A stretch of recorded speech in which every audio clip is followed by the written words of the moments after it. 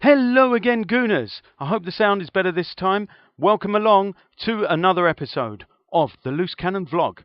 This is number 22, and I have to issue myself a red card for forgetting yesterday that number 21 is the number on Lucas Fabianski's shirt. I don't have that problem today, of course, because number 22, no one has been assigned that squad number, unless someone wants to write below and let me know I've yet again made another mistake. Well, something I'll try not to make a mistake about is the number of players we're being linked to today on the transfer front. Only two. I was going to hold up two fingers, but I could get in trouble, so I won't do that. But instead, I'll tell you who they are. One is Seydou Doumbia. He's an Ivory Coast international, currently playing for CSKA Moscow. Saw a bit of footage of him, not enough to really tell how good a player he is. And he's certainly got a great goal-scoring record for CSKA Moscow. 33 goals in 53 games, you'd have to say. That's pretty good going by anyone's standards.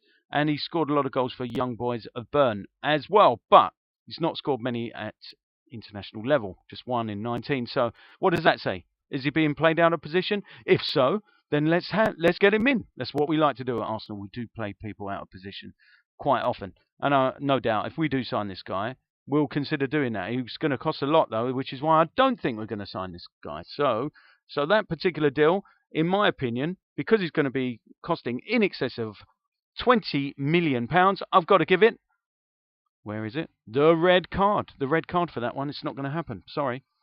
I'd love to see us conclude a bit of transfer business. Obviously, we've got Lucas Podolski. We're still waiting for the second piece of transfer business. Could this be the second piece of transfer business? Ibrahim Afellay. He's been heavily linked with us in the past. Maybe this one might happen. That's my gut feel on it. 26 years of age. He's a winger. He's not played much for Barcelona. They brought him in for €3 million not so very long ago. Now they want to sell him for £6 million. So they make a decent profit on the player. But he's had his injury problems. And that's the sticking point, really.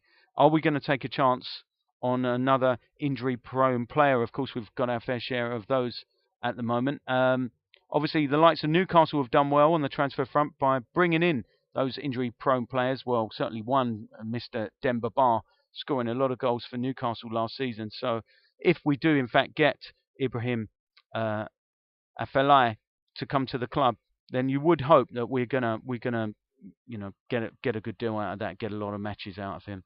He certainly did well at PSV. I've had my eye on this guy for a long time, in the best possible way, if you know what I mean. As a soccer coach, I've really thought this guy's got what it takes. So yeah, I'd like to see him come in. And well, the only problem is Newcastle are interested, as are Spurs.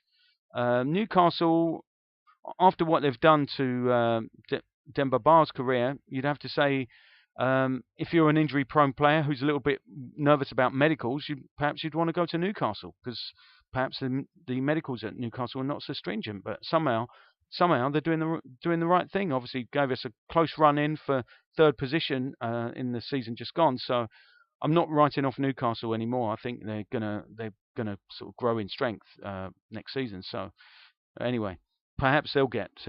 I'm going to give this one anyway.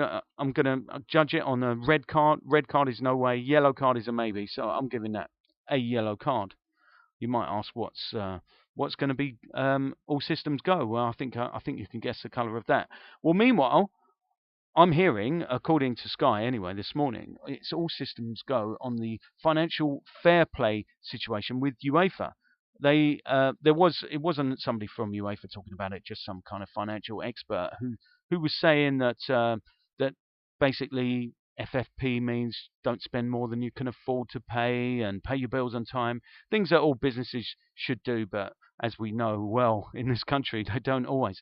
And then he was asked, how are UEFA going to enforce the rules? He said they've spent a lot of time on it, and therefore he's assuming they will enforce the rules, because otherwise why would they waste their time? Well, let me tell you this. My experience of organisations, big organisations, is they always find ways to waste time. And yeah, that's my experience of it. And he also said, if any clubs break these FFP rules, then the the clubs that are actually abiding by the rules will kick up such a fuss that some action will have to be taken. But then the question was put to him, what about if some club has some creative accounting going on? The example given was Manchester City, which was quite interesting. Of course, that's the example most of us think of. What if it was somehow tied in that the sponsorship money wasn't as high on paper as what it was in reality? That kind of thing. And he didn't really manage to answer that very well, in my opinion.